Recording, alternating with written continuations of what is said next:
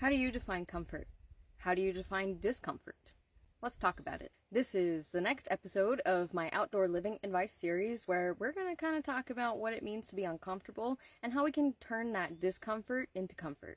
In my previous videos, I talked about obtaining gear and learning skills in order to maintain your comfort. However, sometimes that's just not enough.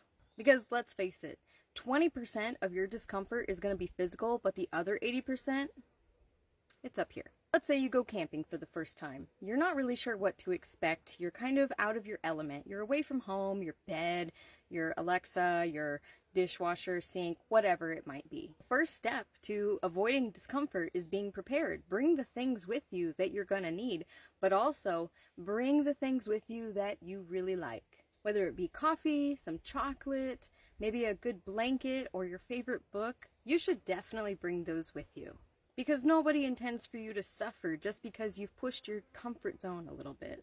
However, when it comes to living without those things and you start to get that like gnawing feeling inside where you're like, I just want to go home or I don't want to do this anymore, that's your moment right there. That's your moment to really think about why you're uncomfortable, why you need those things. Now, barring any kind of emergency situations where you're fighting for your survival, most of the time you're going to be uncomfortable because you're used to a certain kind of lifestyle. You're used to these little things that get you through the day, and there's really nothing wrong with that. However, when you're feeling that discomfort, you have to remind yourself that the worst thing that's going to happen is that you're going to be uncomfortable.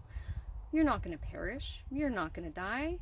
You're just going to have to sit there and kind of go, I don't know if I like this. So how do we remedy this? How do we push through those moments where we kind of just are on this fence about, well, I don't know if I really want to be doing this because now I'm uncomfortable. In my personal experience, when I've been in areas where I was very limited on the things that I had access to, things that I really enjoyed that kept me entertained, I had to learn how to find other ways to entertain myself, to distract myself from the fact that I was kind of uncomfortable. Now, one time I was in the middle of nowhere, Washington on a volunteer job, and I was living in this Forest Service cabin where I had like nothing, and I didn't even think to bring a book, a puzzle, something to keep me entertained.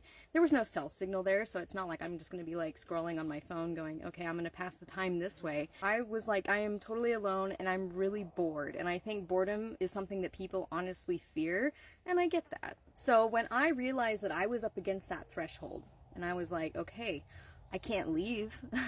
I can't just sit here and be bored. So what am I going to do? I'm going to do something about it.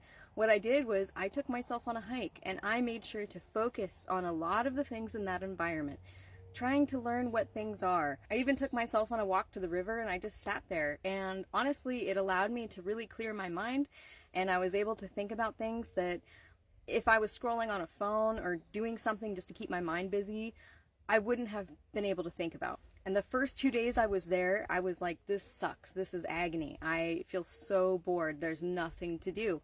But on the contrary, there were so many things to do. So that's just one small example of how you can turn discomfort into comfort by just growing. You push through that threshold and you realize, like, hold on now, I can actually do something with this. And when you repeat those things day after day, you start to realize that you don't need your phone. Now, when it comes to that physical discomfort, maybe you're like really cold because you didn't bring the proper clothing. That can only be remedied by being prepared. So always make sure where you're going. If you're camping, for example, make sure you're checking the weather ahead of time. Learn about the climate wherever you're going. Bring the appropriate clothing and shelter and things that you're going to enjoy later on at night. Make sure you can have a hot meal that you can cook, because that's just going to make the whole day.